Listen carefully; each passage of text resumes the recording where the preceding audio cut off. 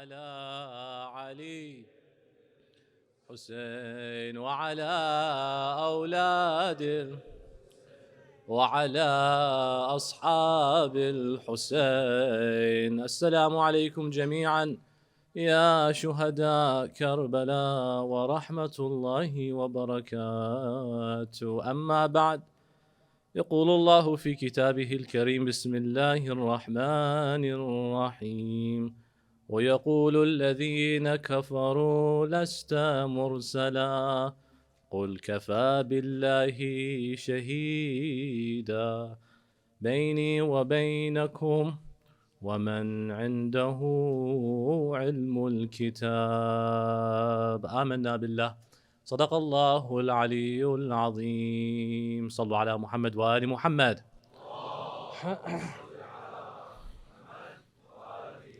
My respected brothers and sisters, Assalamu alaikum wa rahmatullahi wa barakatuh. The rich inner, deeper, enigmatic meanings and teachings of the Holy Quran are rooted in the ma'rifah of Allah subhanahu wa ta'ala. Ilm, knowledge, truth, haqiqah, ma'rifah. These are all terminologies that the insan strives to attain in order to find purpose, solace. And in our series, we've discussed the various facets, the intricacies of the worldview of the ulama, what they do, what they become, how they become, and what their purpose is. Every form of ilm is rooted in the Holy Quran. Every single science, truth, haqiqah can find a trace in the Holy Quran. The world of hadith does not shy from telling us that kullu ma fil hayat, everything that exists in life, everything that exists can be found in the Holy Quran, which is also something we need to know as Shia lovers of Ahlul Bayt, particularly us, because nothing we do or we believe except we can find it rooted in the Holy Quran. Be it aza and mourning, and you find verses that discuss a father who missed his son so much, such that he became blind. فَبْيَضَّتْ عَيْنَاهُ. You can find rooted in the Holy Quran any idea that Tashayyu' says hold on to, from the love of Ahlul Bayt to the wilayah of Amir al-Mu'mineen. Don't let anyone tell you you can't find your teachings on the Holy Book. And I find it fascinating that when people discuss very deep theological questions that we believe in wholeheartedly and tell you and claim it's not found in the Holy Quran, for example, they'll ask you, find me Ali ibn Abi Talib in the Holy Quran by name. That's a person who just woke up one day and decided to go to Islam 101. Because if you're looking for names, I apologize, but the Quran doesn't operate in that way. If you're looking for names to determine greatness, last I checked, there was only one Sahabi by name mentioned in the Holy Quran, and that was for a utilitarian purpose, Zayd. Zayd is the adopted son of the Prophet, and the only reason God mentioned him by name was to prove a practical, pragmatic reason that a son who's adopted cannot be seen as a biological son, meaning the laws of mahramiyah will still apply. That if you're married and you adopt a child, that child is not mahram even though you said you adopted him. To prove this point, a hukum, God had to mention the name of Zayd. But if greatness was tied to names, then we would be very much in disarray. Nabi Musa by name is mentioned over 300 times. Nabi Isa many times. Rasulullah 4 times. If we're looking for a name of quantity, then that's not how the Quran operates. But thank God the Quran doesn't operate based on our worldview. It operates based on the worldview of Allah subhanahu wa ta'ala. And that is why Allah says, وَمَا يَعْلَمُ تَأْوِيلَهُ إِلَّا اللَّهُ وَالرَّاسِخُونَ بِالْعِلْمِ. That no one knows its deeper, rich meanings except Allah, and those of deep intellect of ilm will understand its true purpose and meanings. In this juncture, we find a very lovely hadith by Imam Amir al-Mu'mineen, alayhi salam, to which he makes it very clear his relationship in the Quran as pertaining ilm and ma'rifah. This hadith is profound. And this hadith, no matter how you look at it and study it, it is one that leaves you not puzzled, but thirsty for more. Because this hadith summarizes your entire existence. Imam Ali ibn Abi Talib, in a reliable hadith, says that كل ما في القرآن في الفاتحة وكل ما في الفاتحة في البسملة وكل ما في البسملة في الباء وكل ما في الباء في النقطة وأنا النقطة تحت الباء. That everything in the Holy Quran can be found and summarized in the Surah Al-Fatiha, Fatihatul Kitab. And everything in the Fatiha can be concentrated down to the Bismillah of the Fatiha, the very start of it. And everything in the Basmala can be traced down to the harf ba. Ba. And everything in the ba is found in its dot, and I am that dot. When Imam Amir al-Mu'mineen says this, he's implying multiple levels of ma'rifah here. The first level of ma'rifah, before jumping into it, is to know the meaning and purpose of ma'rifah. Before you look at what the studies of the truth mean, you must know what ma'rifah is. 3 schools of thought jumped out and told you I have an answer. The first, not in any particular order, came forth and said, we are the school of rationale, madrasatul aql. These are scholars who are thinkers, philosophers, and rationalists. They said truth and ma'rifah, to know the reality of the world, you must first know the mind, must know and understand how to think. So these are philosophers. These people said, whatever the aql accepts, then I have to accept. They said, for example, if we find a verse in the Holy Quran that contradicts the aql, precedent is given to the aql, because Allah subhanahu wa ta'ala would not necessarily give you something that your mind says is impossible. The aql said 1 + 1 = 2. Allah said, nope, 1 + 1 = 9. He's like, we have to always prioritize the aql here. Now the beautiful thing is, hypothetically speaking, they will tell you anything that contradicts the mind and intellect, will have to refuse it, even if it's found in the Holy Quran, because the Quran is subservient to all the mind. It came to help the human being, not the other way around. The human doesn't come to help the Quran. Allah gave the Quran, and they'll give you an argument. We'll reply back to this in a minute. They give you the argument that the Quran came to serve humankind. And in one way, you can think of that as true. They give you this. In Surah Al-Rahman, Bismillah ar-Rahman ar-Rahim, Ar-Rahman, Allama al-Quran, Ar-Rahman, Ar-Rahman, Khalaqal, Allamal, nope. Ar-Rahman, Khalaqal, what? Ar-Rahman, Allama al-Quran, Khalaqal insan, Allamahul bayan. It's important to know the order. Why? Because if the order is changed, it's injustice. Not because we just changed the ayat, but because Allah became unfair for the human if you change just 2 ayat in order. Ar-Rahman, Allama al-Quran, then He Khalaqa al-insan. If Allah had said Ar-Rahman, Khalaqa al-insan, then Allama al-Quran, it would not be fair, because Allah had made the human without giving them guidance.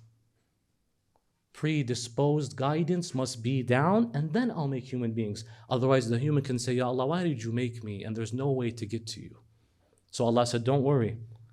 Because I am Rahman, I will teach. The beautiful thing is, He didn't say Khalaqa al-Quran. He said Ar-Rahman Allama al-Quran. What does that mean? Does the Quran receive ilm, and can it be taught? Anything that you say Allamta means is capable of receiving ilm, means it's conscientious. Na'am, the Quran is conscientious. The Quran is living. So for it to receive ilm, it must be alive and aware. That book at home, these words that you reply, they will testify. That's why ayat will say, verses will tell you, and ahadith will say, that 3 things on Yawm al-Qiyamah complain. An alim that was neglected. This is a scholar. This is someone who studied everything that there is to study between you and the heavens, and never had their ilm taken advantage of. Take advantage of the scholar, for goodness sake. He complains. Al-alim that was neglected. A masjid that was abandoned. And a Quran that was forgotten. Three things do what on Yawm al-Qiyamah? Complain. طيب, how could the Quran complain if it's not conscientious and aware? Therefore, instead of Allah saying, I created the Quran, He said, I taught the Quran. But the order is important. Because I am merciful, I will make sure to prioritize teaching the Quran, then creating the insan. After He says, Allama al-Quran, He then says, then I khalaqta al-insan. So that when the insan is brought down, doesn't complain and say, Ya Allah, where did you leave a path for you and me? I don't see a way. La, I taught the Quran for you. After that, He says, Allamahu al-bayan.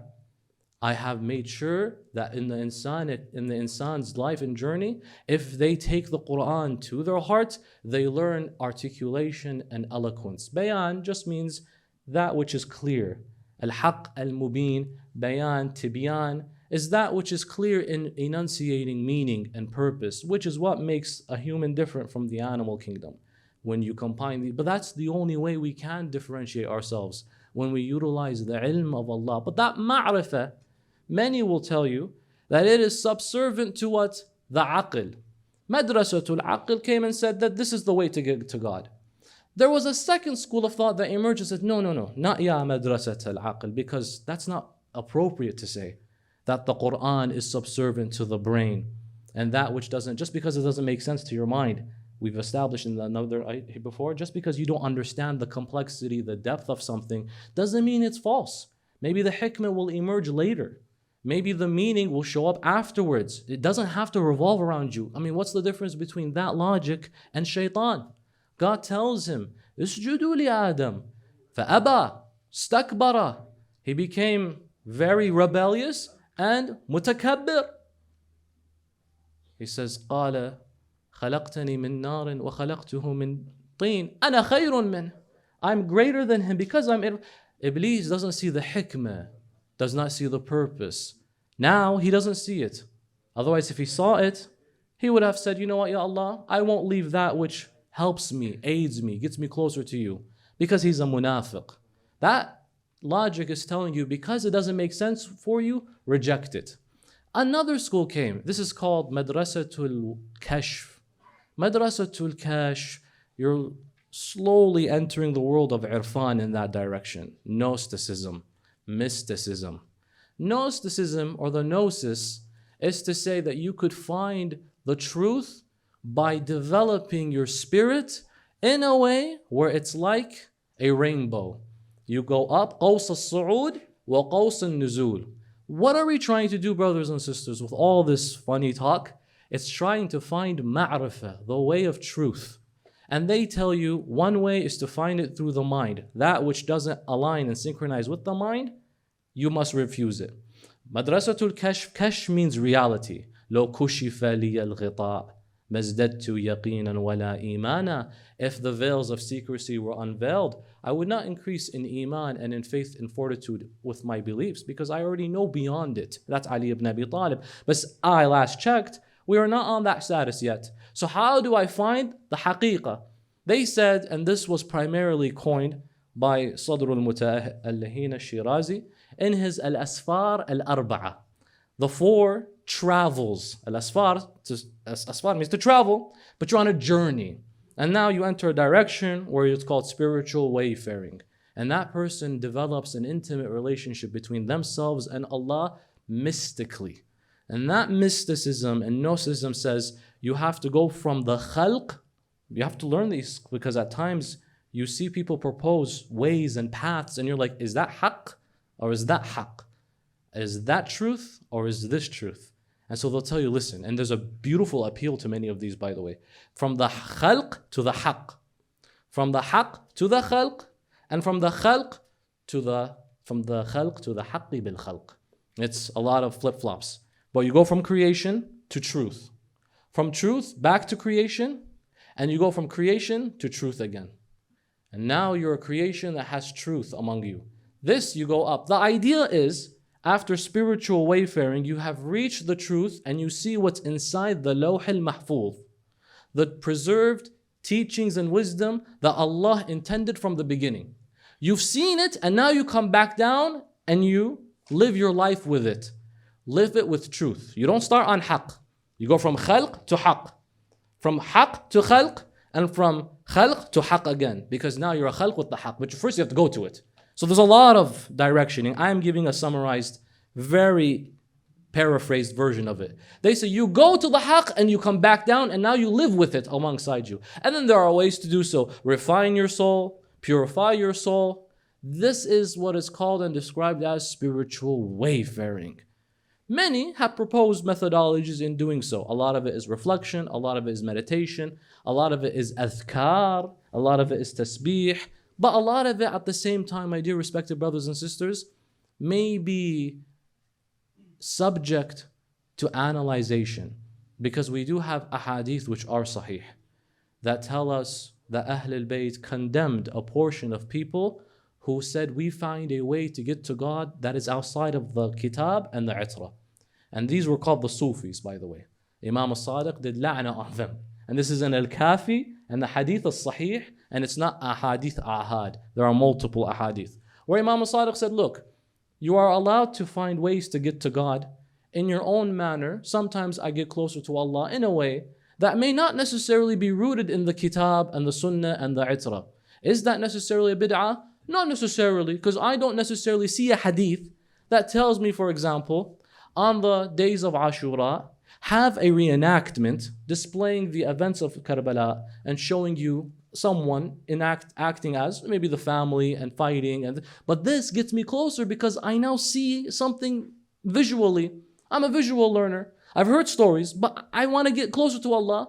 There are ways where Allah has allowed you within a framework of halal, not bid'ah.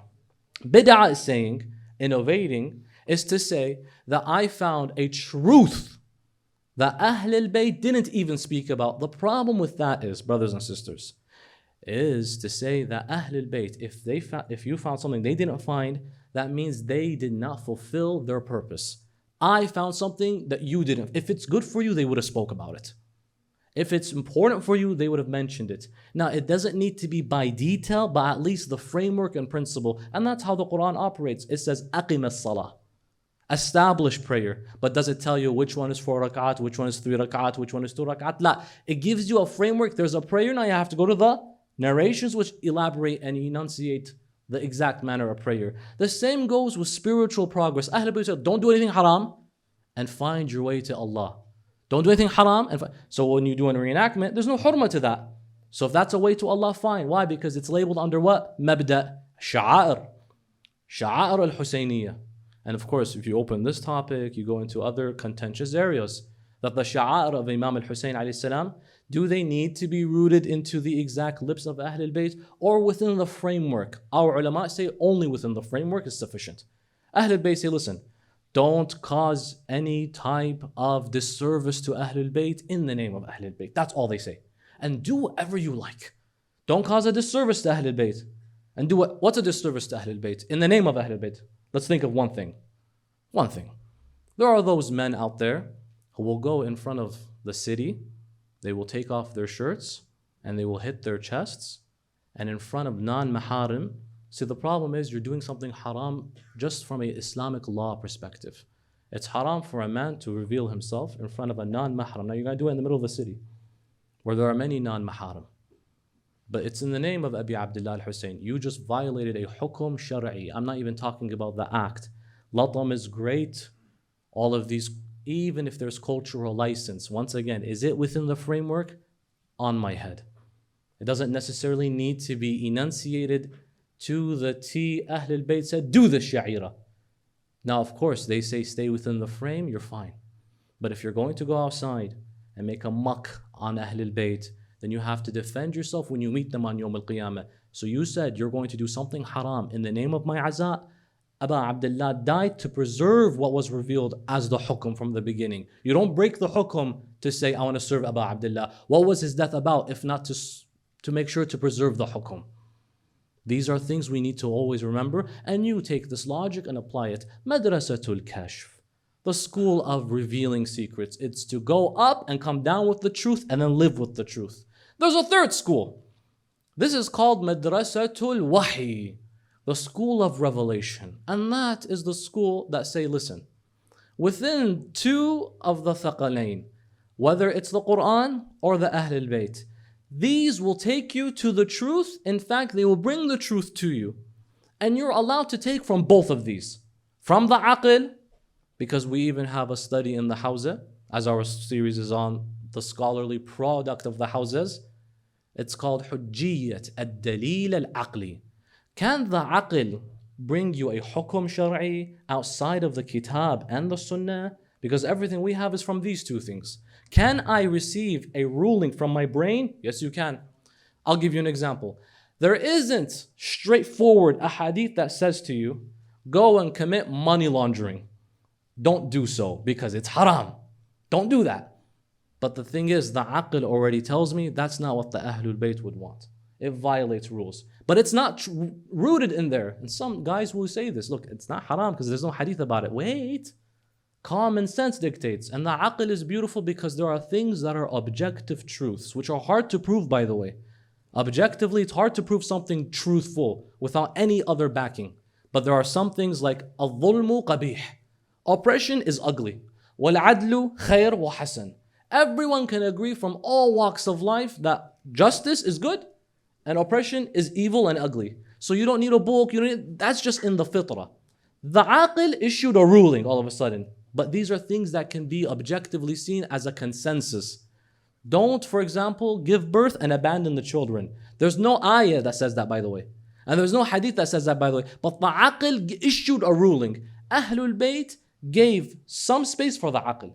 But there's other rooms where people say, my mind finds this normal. Like a murderer and a serial killer can say, my mind told me to do that. You said the aql is justifiable. In consensus, man and womankind can all agree no one violated this and said, hey, justice is evil. No one can break that promise. No one can break that truth. But there are anomalies we don't take into account, anomalies, especially if they're qabih aqlan. Given all of these, Madrasatul Wahi emerged. The school of revelation came and said, do you want to find the ma'rifah of Allah? Notice the following. Man arafa nafsah, faqad arafa rabbah. Allah says, find me within you. That's it. Because I am closer to you than your own jugular vein. And if you found yourself, you will find me. And the beautiful hadith by Amir al-Mu'mineen and al-Imam al-Sadiq. He says, everything of high sanctity spiritually has a shrine. The masjid of Rasulullah, the haram of the Prophet is Medina. The haram of Allah is your heart. Al-qalbu haramillah. فَلَا تَسْكُنْ فِي حَرَمِ اللَّهِ غَيْرِ اللَّهِ. The heart is the sanctuary of God. And so do not allow other than God to enter the shrine of God. That is your heart. When the Imam says that, there is a hadith attributed to him where he says, وَقَفْتُ عَلَىٰ أَبْوَابِ قَلْبِي. I stood at the gates of my heart and I didn't let anyone enter it besides Allah. The beauty of that is to say, Ya Allah, you take me from the most critical part of my body, my own existence and essence and my heart. But you have to know who you are. Man arafa nafsa. How do you even begin that process? Begin by stopping the scrolling and the autonomous going. You have to pause and reflect. That's it. Where was it? Except the silence of a cave did Rasulullah get his first revelation. Where was it? Except the silence of Zakaria as his ayah when he said, you will have a son. He says, how? He says, your ayah is to be quiet for 3 days. Isn't that the case? Silence. Where was it? Except Maryam being told in the cave, Ya Maryam, stay quiet, let the baby answer for you.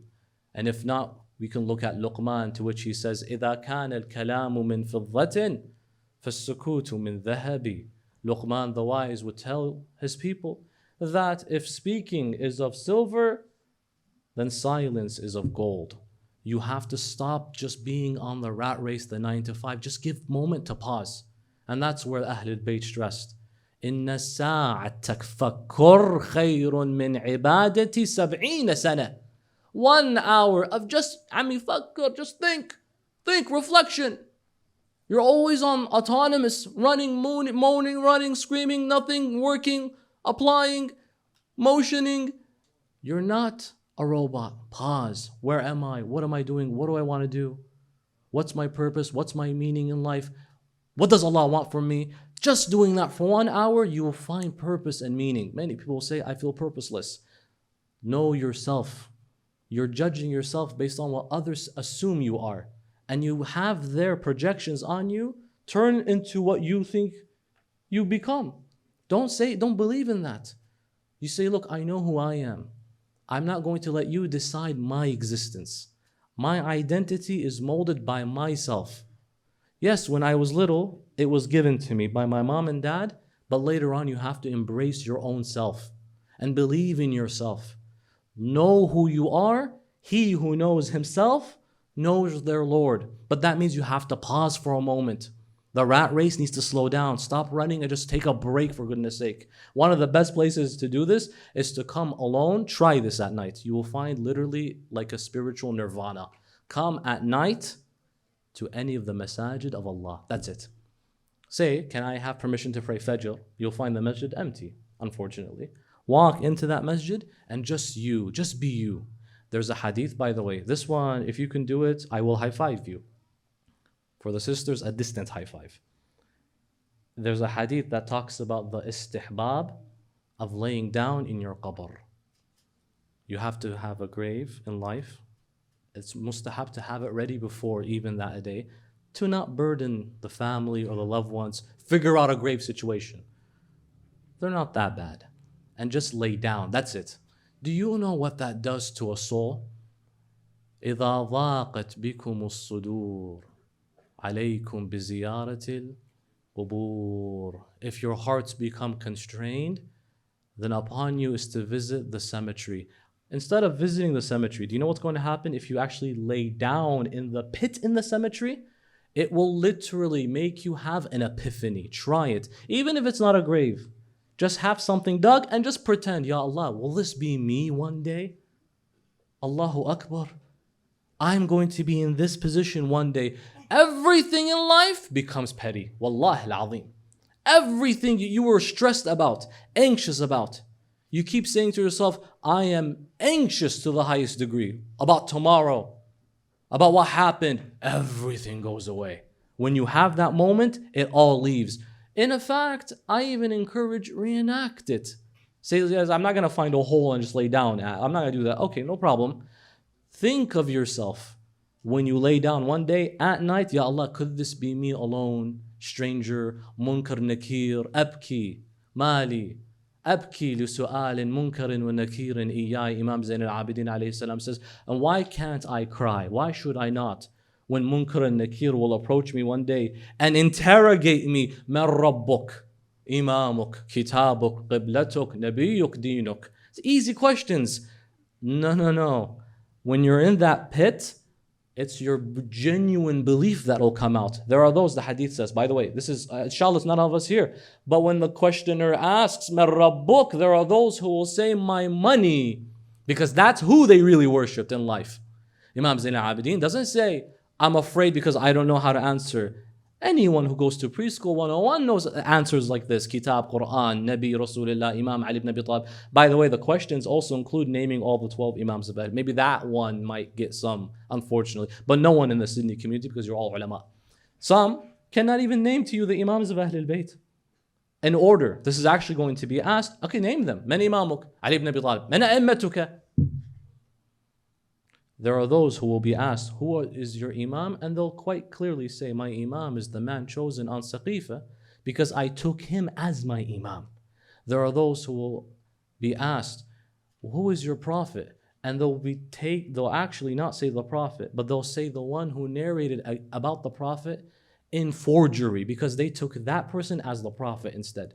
So the haqa'iq come out. عند تقلب الأحوال تظهر حقائق الرجال. This will genuinely happen. One way to get ready is to just experience a glimpse of it. It wakes up everything, subhanAllah. All that stress goes away. Imam Amir al-Mu'mineen comes and refines it for you. Everything you want in life is in the book of Allah. Everything in the book of Allah is in the Fatihatul Kitab. Everything in the Fatiha is in the Basmalah. The Bismillah ar-Rahman ar-Rahim It confines the Quran and the Fatiha. Everything in the Fatiha, scrutinize it, break it down, is found in the ba, the basmala. Stop at the b, the ba. The ba, we have a hadith that Imam Amir al-Mu'mineen Ali ibn Abi Talib salawatullahi alayhi was giving tafsir of the Holy Quran, and he started with just the Bismillah ar-Rahman ar-Rahim. That's all. In Masjid al-Kufa, tafsir, explain to me the meaning. That's all.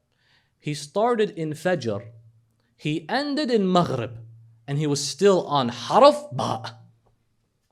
I wonder what could you pull from ilm, deep wisdom, just by looking at the Ba of the Bismillah, Nahik an al-Fatiha, and the other surah of the Holy Quran. See, we take the Quran in passing, verses, and I'm just looking and reading. There are meanings, and there's a tafsir, and then there's the ta'wil. And that great man, Ammar ibn Yasir, he looks at the Qawm on Siffin.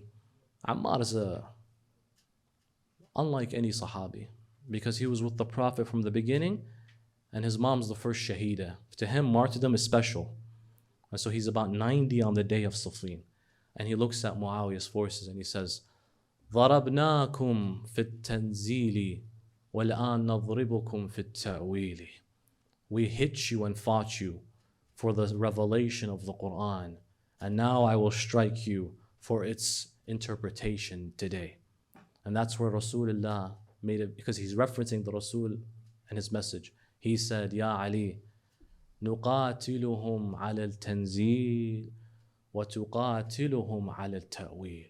Ya Ali ibn Abi Talib, we fought evil and treachery for the revelation of the Quran, but you will fight for its interpretation and preservation. When he says, this is no arbitration, when he says, the ba, I am the dot underneath it, there is no excessiveness when he comes and says that. He genuinely means it. Why? In two directions. One is literally he is the dot under the ba. Two is there's a mystical meaning to that. The literal meaning is easy. How? Before Imam Ali ibn Abi Talib, Imam Ali, I don't know where to begin. Ali ibn Abi Talib is hard to analyze, brothers and sisters. He confuses you the more you study him. If you think you got Ali ibn Abi Talib, then you're lost. You don't get Imam Ali ibn Abi Talib in a day. It takes a lifetime. Imam Ali ibn Abi Talib, had it not been for him, I don't think many of us would even be speaking Arabic. Because Abu al-Aswad al-Du'ali says, Ya Ali ibn Abi Talib, I'm embarrassed. Says, how? He says, my daughter looked at the sky one night and she said, Ma ajmalu sama'ah. How beautiful is the sky. But in Arabic, she said, Ma ajmalu sama'ah. Ajmalu, with the dhamma at the end of it, is to say, what makes the sky beautiful? Ma ajmalu sama. What made it beautiful? She's not saying that. She's rather impressed with the sky. He said to her, my daughter, what makes the sky beautiful are the stars. She's like, no. I'm not asking what makes it beautiful. I can see that it's beautiful because the stars. Rather, I'm just astonished it's beautiful. Ma ajmalu sama. He's like, no, then you're supposed to say, Ma ajmala sama'a. Ajmal with the fatha is to announce that you're impressed. Ta'ajjub. Allah, the sky is beautiful. How beautiful is the sky? Rather than asking, how is the sky beautiful? He says, we have a problem here with Arabic, nahw, and syntax and grammar then. What do? I need to find the greatest teacher of Arabic. Sayyidul Udaba. Sayyidul Balagha. Who do I go to other than Amir al-Mu'mineen? And he goes to Imam Ali ibn Abi Talib. He says, Sayyidi wa Mawlai, help me with the Arabic language. He says, the problem is people have misunderstood that al-kalima ya Abu al-Aswad al-Du'ali innama hiya khabarun wa ismun wa harf. And he begins to talk about Arabic grammar. The king of Arabic grammar is Imam Amir al-Mu'mineen alayhi salam. And that's where he says, Ya Abu al-Aswad, with the ta at 2 dots, with the tha at 3, with the noon at 1 on top, with the ba at what? 1 in the bottom. So when he says, I am the ta on the dot under the ba, he literally means it. Because if it wasn't for me, how would you differentiate a ha and a kha and a ja? How? A zain and a ra. How would you differentiate that? Aya and aba. You have to have these diacritics, we call them in English. Diacritics differentiate the letters, and you can. But how did the Arabs know? Well, they didn't know. Because this was a group of people, according to one hadith, when the Prophet was dispatched, all of the Arabian Peninsula, according to one historical report, only 12 knew how to read and write. 12. Because it's hard to differentiate these letters unless you have literally known them and you look at the context. If I see this shape followed by that one, then that's probably what this word is. Otherwise, you can't tell the difference between a noon and a ba and a ta. You couldn't. An ayat. Imam Ali says, no, just do this. And so he has a disciple who he sits in front of and he says, Ya Abul Aswad, إنما الكلمات إما خبر اسم وحرف. And he talks about which one is majroor wa mudari'. He talks about these ahkam, and this is so important, brothers and sisters. And unfortunately, it's a fading treasure in our community, the Arabic language. What besides Surah Yusuf tells you? إِنَّا أَنزَلْنَاهُ قُرْآنًا عَرَبِيًّا لَعَلَّكُمْ تَعْقِلُونَ. That you are to understand the book in Arabic so that you can understand and comprehend. Not because, here's a huge issue. If you look at the English Quran, and I'm not judging someone who all they can is English Quran, but I'm saying to you, you should inshallah make an effort. And I have seen people, it took them only 3 months and they can start reading the Arabic language. It's not that hard. It just takes some grit. 3 months in the process. Just study, work your socks off, and you got this inshallah. And forever you know Arabic, by the way. It just takes that much, but it needs persistency. The English Quran, you might find chapter 5, let's say chapter 5 verse 51. يا أيها الذين آمنوا لا تتخذوا اليهود والنصارى أولياء بعضهم أولياء بعض. O you who believe, chapter 5 Surah Ma'idah verse 51. Don't take the Jews nor the Christians as, it says awliya in Arabic. What does it say in the English? Yusuf Ali's translation of the Quran, it says friends. Oh no. Sorry, my Christian friend. Quran says we can't be buddies anymore. The problem with that is that contradicts the Quran, because we have an ayah praising the Christians. Which one? لِتَجِدَنَّ. Who? Those who are closest to you in what? In mawadda الَّذِينَ قَالُوا إِنَّا نَصَارَى ذَلِكَ بِأَنَّ مِنْهُمْ قِسِّيسِينًا وَرُهْبَانًا وَأَنَّهُمْ لَا يَسْتَكْبِرُونَ. Those who are closest to you in mawadda are those who say we're Christians. You saw when the Pope visited Grand Ayatollah Sayyid Ali Sistani. Quran praises the Christians in this context. Why? He says because the Quran says that there are priests and monks who are not arrogant. On one hand, those who are closest to me in love are the Christians. But on another hand, a verse is saying, but don't be friends with them. Is that a contradiction? How can you be closest to me in mawadda? You know the ayah famously, قُلْ لَا أَسْأَلُكُمْ عَلَيْهِ أَجْرًا إِلَّا الْمَوَدَّةَ فِي الْقُرْبَى. Mawadda is the highest level of love. There's hub, there's ishq, there's mawadda, and sometimes there's junoon like abis, but that's on a different path. The closest to you in love, deep love, are those who call themselves Christian. Then how can I not be friends with them? If they're the closest to me in love, Ya Rabbil Alameen. Does the Quran contradict itself? If you say that this can be the only meaning, then the Quran has to. But if you say no, the Quran doesn't. So it's not the Quran problem, it's a translation problem. But the problem is when you look at, for example, يَا أَيُّهَا الَّذِينَ آمَنُوا لَا تَتَّخِذُوا الْيَهُودَ وَالنَّصَارَى أَوْلِيَاءَ. It's like, I don't know what else to say. Awliya, what else can it mean? Awliya, ya habibi, can mean friend. But you forgot euphemisms exist in the Arabic language. Synonymity exists in the Arabic language. You could have, I almost said angry language. Sometimes we are an angry group of people. But you can have a word like ayn have multiple meanings. Ayn can mean eye. It can also mean spy. It can also mean gold. It can also mean kneecap, ayn al-rakaba. It could also mean the city center, ayn al-Madina. So when I see one, does that... So this, by the way, can answer a lot of questions regarding certain verses that involve striking. You know, famously we get pushed on this as Muslims by Sky News and Fox News and Jahannam News. They'll tell you very much that, look, the Quran talks about beating women. Chapter 4, verse 34. Am I right? chapter 4, verse 34, Surah An-Nisa, ayah number 34. وَاللَّاتِ تَخَافُونَ نُشُوزُهُنَّ فَعِظُوهُنَّ وَهْجُرُوهُنَّ فِي الْمَضَاجِعِ وَاضْرِبُوهُنَّ. Some ulama come and tell you, wait a minute, it's just because a word has a meaning, does it mean that? Are there not ayats of the Quran that might teach you that the term ضرب could also mean separate? وَاضْرُبُوا فِي الْأَرْضِ وَضَرَبْنَا عَلَىٰ آذَانِهِمْ. Does it mean strike their ears? وَاضْرُبُوا فِي الْأَرْضِ. Does it mean hit the floor? There are alternatives, yes. Why did you only entertain one, for example? Given this, brothers and sisters, many ulama came and said, this is laughable. Look at, for example, go back. That don't take the Jews and Christians as friends. La, it means don't take them as guardians. أولياء بعضهم أولياء بعض ومن يتولهم منكم فإنه منهم. That's it. Just don't take them as guardians. What do you mean by guardians? You look at the context. When Rasulullah lives with you in Medina, why would you go to the Jew or the Christian as your authority? That's the context and sabab al-nuzul of this verse.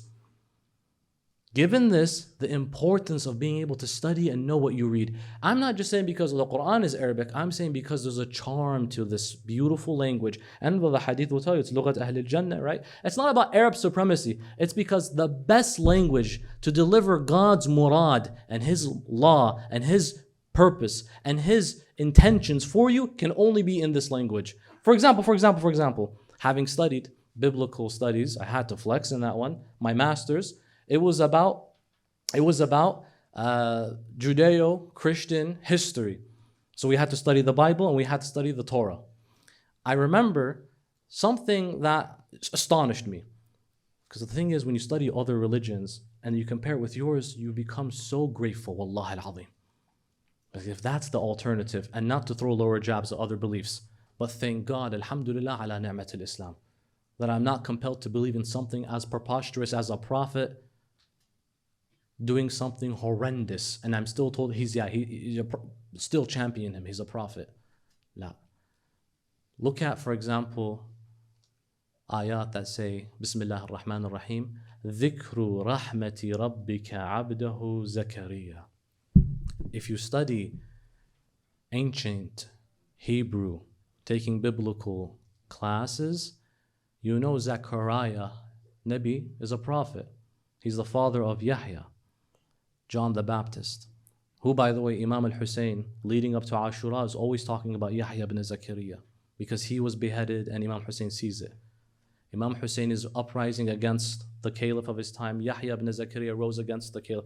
Imam Hussein's head spoke after it was on the spear. Yahya's head also spoke. So there's a lot of commonalities. This ayah, the Rasulullah, if you're looking at it just academically, had to have known Hebrew.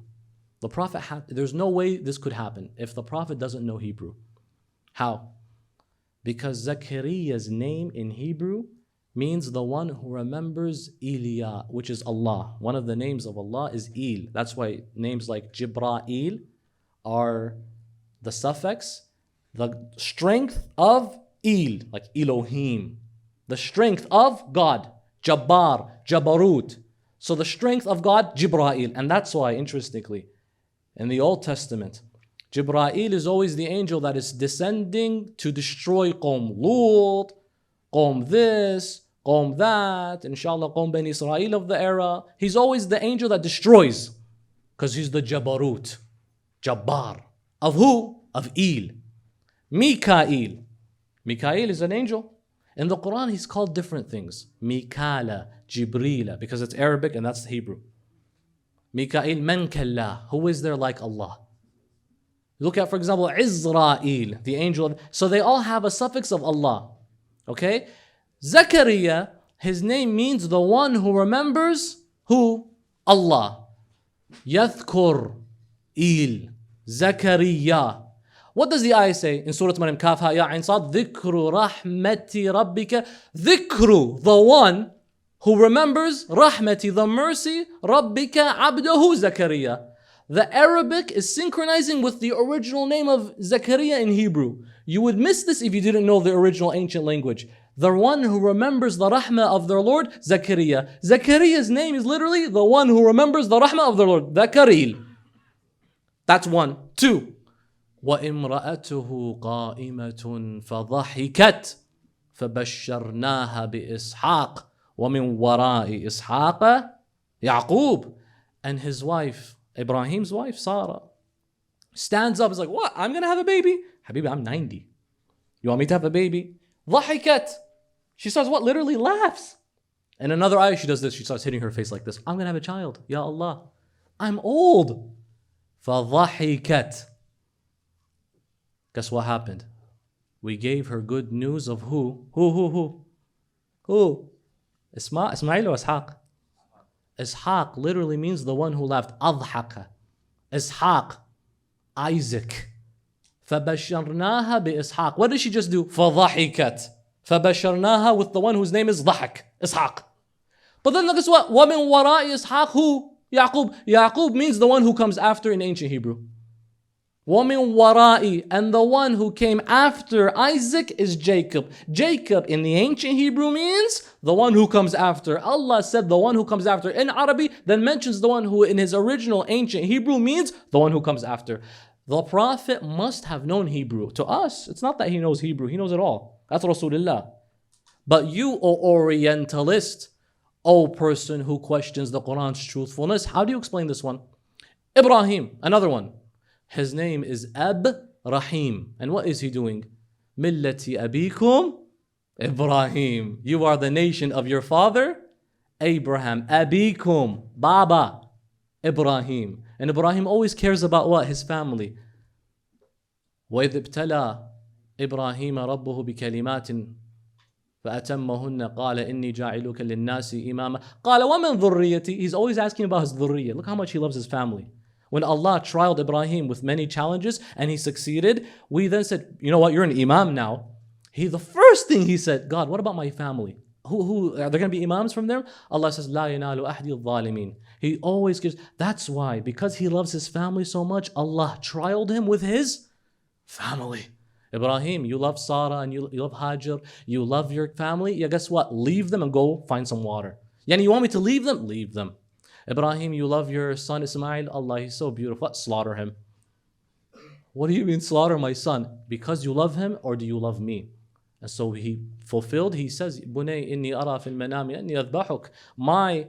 My dissertation, maybe he's watching, but my professor, supervisor for my master's, he's a priest, by the way. He got to this juncture when studying the Bible, because it's in the Old Testament. He's like, I gotta tell you something. I have a son. You're like, how can a priest have a son? There was Ayyam Jahiliyyah for Muslims and Ayyam Jahiliyyah for Christian priests. He's like, I have a son. But listen. If God told me to kill my son, I'll be like, I'm out. That's my boy. He's like, I always ask myself and my students, how do you square the circle? And I said to him, well, professor, in my religion, but the thing is, I don't like to use my religion because I'm here and just trying to learn in the class and leave. But the thing is, in my religion, Ibrahim asks permission. I see in my dream, I'll slaughter you. And then he asks him, what do you think? قال يا أبتي افعل ما تؤمر ستجدني إن شاء الله من الصابرين. Dad, do whatever you were ordered. You'll find me, inshallah, from the patient. In the Old Testament, Ibrahim dupes Ishaq to kill him because it's Ishaq that he has to slaughter. In Islam, it's Ismail. He dupes him. He actually straight up lies to him. This isn't pejoratives, lower jabs, uppercuts on another religion. It's Old Testament. It's in Genesis. He says to him, son, there's a lamb we have to slaughter. Little does he know he's the lamb. So he tricks him. Can you take this firewood? We have to burn the lamb. It's a burnt offering. This poor boy thinks he's going to go kill a lamb for Allah. He doesn't know he's the one who's going to be burnt. He gets to the altar. This is Old Testament, huh? Don't clip this. Hater, Islamophobes, evangelicals. Just look at Genesis, verses 20 and up, please. Not Mohammed Hassan Alsheraa. Takes him to the altar, and he has 2 slaves with him. He says, slaves, grab him. And they hold him down, and I bet this boy's screaming, what? Where's the lamb? What are you guys doing? Slaughter him. So traumatized. Just before he slaughters him, God says, stop, you passed the test. The problem is, people don't continue the verse. Isaac runs away. He's like, forget this. I'm traumatized. So who's this dad? And he never sees him. Where does he go? To live with Ismail, who Ibrahim had already abandoned because his mom is Hajar and Sarah hates Hajar. In the Old Testament, not in Islam. In the Old Testament, He gets Ismail with Hajar, a slave. And Sarah is so mad. How did you have a kid from a slave and you still don't have one from me? Ibrahim banished the slave and she begins torturing Hajar in the Old Testament. And then banished the son. He's like, are you sure? He asks, God, what do you think? He does istikhara. God says, follow your wife. So he abandons him. Years later, he's blessed with Isaac, Ishaq. He goes and he does this traumatizing thing to his son. Isaac goes to live where? With his brother. Why? Because now they have a common enemy. What is this family feud show? And guess when they see their father? Only once afterwards. And they don't see him for tens of years. When? When he dies, to go bury him. That's it. Come to the Quran, Baba. Where one asks, Ya Bunay. Bunay, not Ibni, Bunay, my beloved son. Qala Ya Abati, my beloved father. Permission, consent. I said to him, Professor, I square the circle because I'm not beholden to that. And both of them are prophets, so both of them know their taklif. Permission, no deception, no duping. And not just that, Ismail builds the Kaaba with Ibrahim, not this banishing stuff. It's beautiful relation. Ab-Rahim. He's like, I said, well, I want to justify this because I don't want the class to do kufr in Christianity. At least have something. So I'm like, Professor, maybe because he's a prophet and he receives, I use this example, emails from God. And because he gets emails from God, he's just following what God wants. So he's not evil. God is just telling him to do it. He's like, yeah, maybe one of those emails are spam. So I don't know. I'm not killing my kid. I'm like, I agree with you. This is a problem if you're beholden to that narrative. May I invite you to the religion of Islam? That didn't work. In this context, brothers and sisters, you will understand and appreciate the depth and the gravity of the Arabic language. Yahya, one last one, okay? Yahya, his name in in English is John. But his name in genuine Hebrew and Aramaic, by the way, is Yohanan. Yohanna, Yohanan. Yohanan, what does it mean? Hanan means what? Hanan, tenderness, warmth. A mom is Haneen to her son, love. Is that what it means? Hanan? Hanun, right? Yahya, his name is Yohanan. Okay? Allah says, Ya Yahya, khudh al-kitaba biquwwah wa ataynahu al-hukma sabiyya wa hananan min ladunna wa zakat wa kana taqiyya. Allahu Akbar. Oh Yahya, take the kitab with strength, and we gave him the leadership and role when he's a sabi, and he's Hanan or Hananan. Yahya, and Allah referenced his original meaning in Hebrew. The Prophet of Islam must have known Hebrew. But to us, it's not that he knows a language and doesn't know. He knows it all. But how would you best... By the way, these are just some examples. Wait till you see Aramaic. Wait till you see Greek. Wait till you see these references in Arabic that only an intellectual will appreciate. And that's why the Quran transcends time. Why? Because it's an intellectual miracle. How do you appreciate its intellectuality if you don't know its language? Imam Ali says, I am its language. I am its dot. Because you can't understand the Quran without understanding those who preserve the Quran. The Prophet planted the Quran. Imam Ali watered the Quran. And one of the best embodiments of this example is the son of Imam al-Hussein, Ali al-Akbar. How? Because Ali al-Akbar was raised in a beautiful house surrounded by the dhikr of Allah and the Quran. We don't always associate Ali al-Akbar from before Karbala. But if you look at it, he embodies all the principles of the Quran al-Kareem. Number one, Ali al-Akbar would say to his mother, Layla, mother, he would remind his mom that we need now to read the Quran together. He would do mother and son Quran time. One of the most beautiful things when you're with your family and reading the Quran together. Ali al-Akbar loved the call to Allah that on the day of Ashura, he gives the adhan. Of anyone to give adhan, it's Hussein's son. Isn't that beautiful? The one to announce adhan salah is Ali al-Akbar. Furthermore, what does Imam Hussein say about him? Says, this is when he goes out to fight. He says, Allahumma ashhad أنه قد برز إليهم رجل أشبه الناس برسولك منطقا وخلقا وكرامة. He resembles Rasulullah in all aspects, with his logic, with his akhlaq, and with his manners. Everything about this young man, who's 27 years old by the way, resembles the Prophet. He would recite the Quran even on the day of Yawm al-Ashur, by the way. Everyone has an excuse. I'm busy, I have this, Quran, there's never a better time to recite it than now. As you're sitting now, it's nice that your lips are moving with the dhikr of Allah or the Quran. Something is always working for you passively, and what better way than the Quran al-Kareem? Ali al-Akbar embodies this. Now the thing about him, as many don't know, he's the oldest son of Imam al-Hussein, hence al-Akbar. Many assume that because Imam Zayn al-Abidin is after Imam al-Hussein, he's the oldest. No, it's Ali al-Akbar for that. It's not about we pick and choose because of age. That's not the case. Ali is the oldest, al-Akbar. Zayn al-Abidin is the next, about 24 years on the day of Ashura.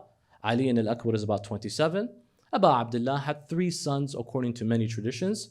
Al-Radi', Akbar, Zayn al-Abidin. And about a few daughters. Fatima al-Kubra, Al-Alila who stayed behind in Medina, As-Sayyida Sukaina, As-Sayyida Ruqayya. And in this case, Ali al-Akbar, as intelligent as he is, as much as he resembles the Prophet of Islam, Imam al-Hussein would say to Sayyida Zainab and everyone else that whenever we missed Rasulullah, we would look at him. We would watch him just because he resembles him so much. And that's why, dear brothers and sisters, as he's making his way with his father, he hasn't yet arrived in Karbala. He hasn't yet arrived. This is just before, because you know Imam Hussein arrives Karbala on the 2nd of Muharram, just before. Just before he arrives, he sees, Imam Hussein takes what is basically one of his last sleeps. Just before the 10th, he has a nap, salamullah alayh, just before. He takes the last sleep and he wakes up and he sees his dad. He says, Inna lillahi wa inna ilayhi raji'un. He says, Father, why do you say that? He says, I saw, just right now, I saw horses, and I can hear the angel say that these horses, what follows them is a caravan of death. And I know this interpretation to mean that my son, it's almost time. Death is near us now. And so Ali al-Akbar, like Al-Qasim the other day, says a line, brothers and sisters, it's one of the most encouraging line ever. If you find yourself at the door of death, say this, and you feel a bit shy to meet Malik al-Maut, I want you to remember someone that can remind you and inspire you. Be it the shuhada, be it the leaders of the shuhada. But then don't stop with them. Remember the one who inspires them. He says a line. He says, Father, you see that death is coming near? He says, yes. With Al-Qasim, what does Imam al-Hussein ask him? He says, Bunay, kayfa ra'ayt al-maut? O kayfa tara al-maut? He says, it's sweeter than honey. With Ali al-Akbar consoles his father. He says, Abata, awalasna ala al-haq. Are we not on the haq, the truth? He says, Bala, we are on the truth. He then says a line, Wallahi al-Azim. When you see many of our lovers die, when you see mothers who see their sons lose fingers and lose eyes, and I see them doing ma'tam today.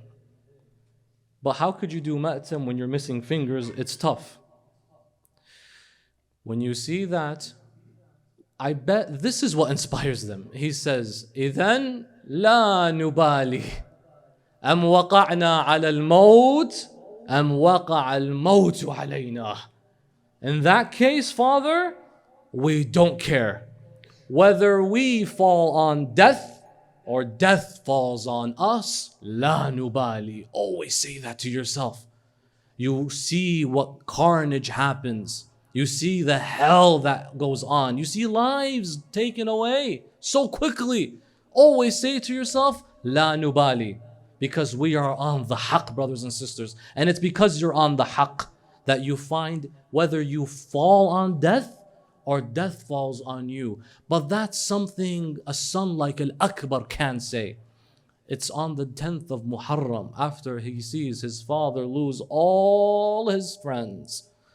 Zuhair is gone. Habib is gone. Abis is gone. One by one, John is gone. Muslim bin Awsaja is gone. Muslim ibn Aqil is all gone. Everyone leaves him.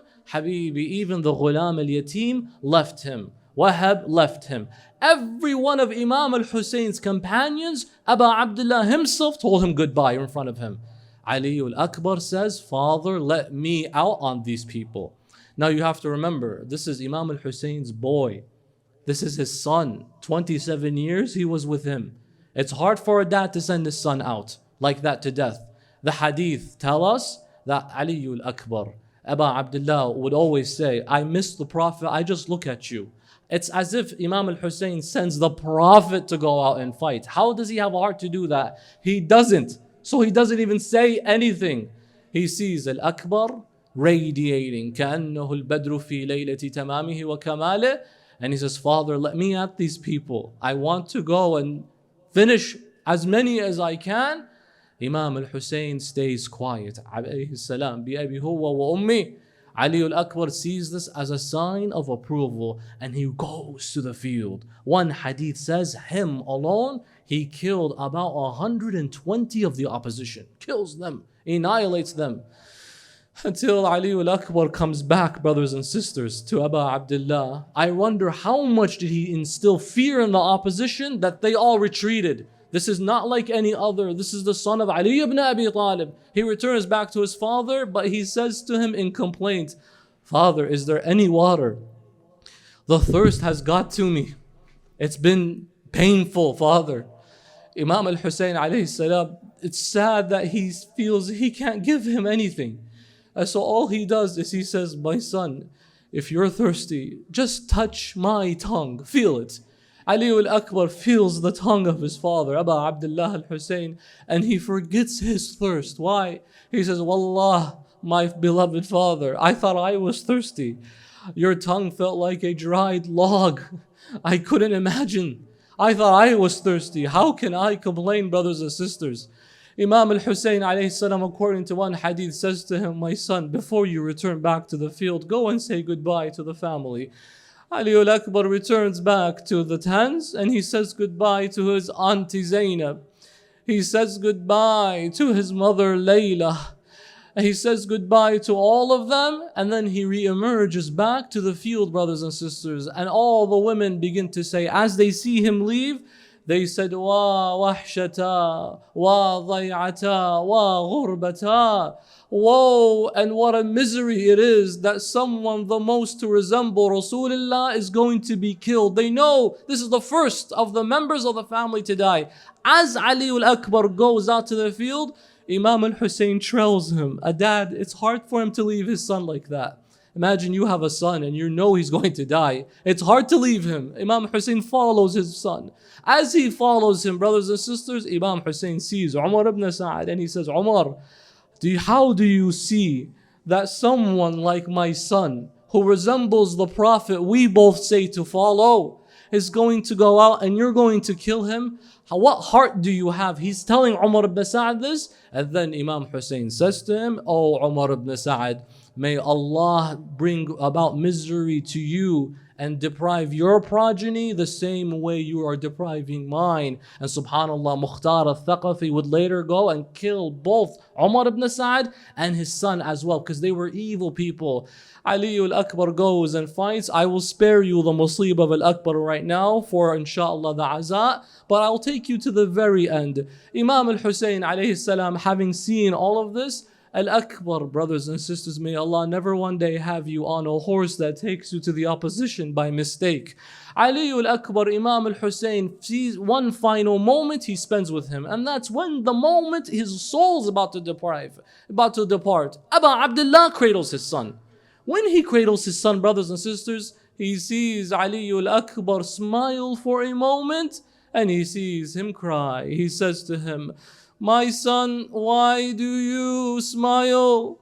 And why do you cry? Ali al-Akbar replies, Father, I see Rasulullah holding a pail of water. And he says, Ali, this is reserved for you. He says to him, then why do you cry? He says, Father, I see next to him your mother Fatimah al-Zahra alayha salam. I see her, but why do you cry when you see my mother? He says, it's because every time you shed a tear, Father, she begins to slap her face. Allahu Akbar. Imam al-Hussein then says, Oh Ali, after you, I see no purpose in life. This is 27 years with his son. This is a whole life with his son. Aba Abdullah, parents, they don't usually think about burying their son. Their children one day think, I'll bury my mom and my dad, except Aba Abdullah alayhi salam. Aba Abdullah had to bury his boy, and then the next night, inshallah, you will see the kind, sweet little boy that he had to bury with his own arms. Sallallahu alayka ya Aba Abdullah, wa akbara, wa wahshata, wa day'atana min ba'dik.